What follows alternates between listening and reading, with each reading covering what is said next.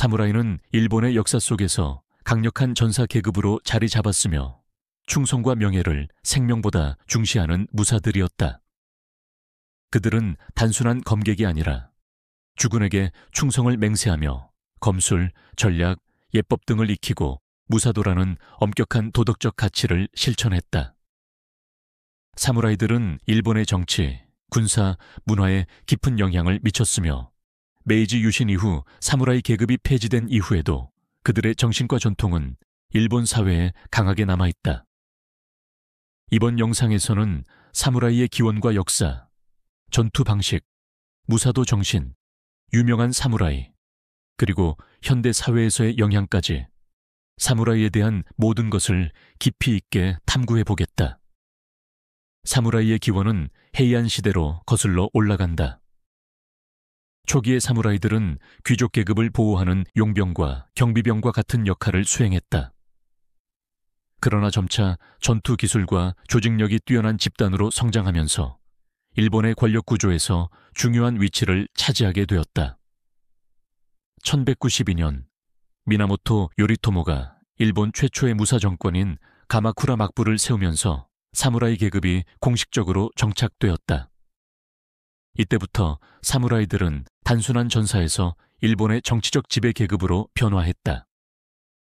15세기부터 16세기까지 일본은 전국시대에 돌입하며 각 지역의 다이묘들이 서로 전쟁을 벌이는 혼란기를 맞이했다.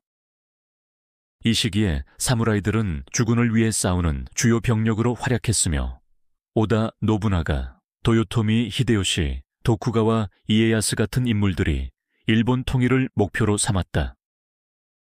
도쿠가와 이에야스가 일본을 통일하고 에도 막부를 수립하면서 사무라이들은 더 이상 전쟁을 벌이지 않고 행정관료의 역할을 수행하기 시작했다. 이 시기에 사무라이들은 군사훈련보다는 문학, 예법, 정치에 집중하게 되었으며 칼을 차고 다니는 전통을 유지했지만 실제로 싸울 일은 거의 없었다. 19세기 후반 서양 문물이 일본에 유입되면서 일본 사회의 대대적인 개혁, 메이지 유신이 일어났다. 1877년은 사무라이들이 칼을 차고 다니는 것이 금지되었고 1877년 사이고 다카모리가 주도한 사스마 반란이 실패하면서 사무라이 계급은 완전히 사라지게 되었다.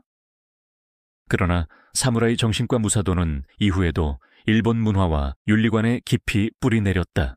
사무라이들은 다양한 무기를 사용했지만 가장 상징적인 것은 가타나였다. 가타나는 일본 무사들의 전투에서 가장 중요한 무기였다. 긴 날과 강한 내구성을 갖춘 가타나는 빠르고 강력한 배기 공격이 가능했다. 초기의 사무라이들은 검보다 활을 더 많이 사용했다. 기마궁술인 야부사메는 말을 타고 활을 쏘는 기술로 사무라이들의 필수 전투 기술 중 하나였다. 사무라이들은 요로이와 가부토를 착용했다.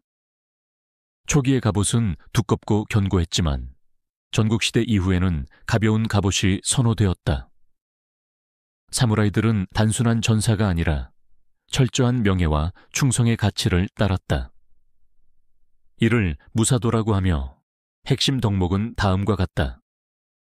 주군에게 끝까지 충성을 바친다. 두려움 없이 싸움에 임한다. 품격을 지키고 겸손함을 갖춘다. 옳고 그름을 분명히 한다. 자신의 이름과 가문을 더럽히지 않는다. 사무라이들은 이러한 가치관을 목숨보다 중시했으며 주군에게 불충하거나 명예를 더럽히면 할복이라는 자결의식을 행하기도 했다. 유명한 사무라이 3명을 소개한 자면 첫째, 미야모토 무사시. 전설적인 검객으로 60번 이상의 결투에서 단 한 번도 패배하지 않았다. 그는 이도류 검술을 창시했고 오륜서라는 병법서를 저술했다. 둘째, 사나다 유키무라. 도쿠가와 이에야스와 맞서 싸운 용맹한 사무라이로 오사카 전투에서 적은 병력으로 도쿠가와 군을 괴롭힌 전략가였다. 셋째, 사이고 다카모리. 메이지 유신 이후 사무라이 계급이 폐지되자 정부에 반대하며 사스마 반란을 일으킨 최후의 사무라이. 그의 이야기는 영화 라스트 사무라이의 모티브가 되었다. 비록 사무라이 계급은 사라졌지만 그들의 정신과 가치관은 일본 문화에 깊이 남아있다. 기업 경영에서 충성심과 명예를 강조하는 문화, 일본 무술의 기본 정신, 영화, 애니메이션, 게임 속의 사무라이 캐릭터.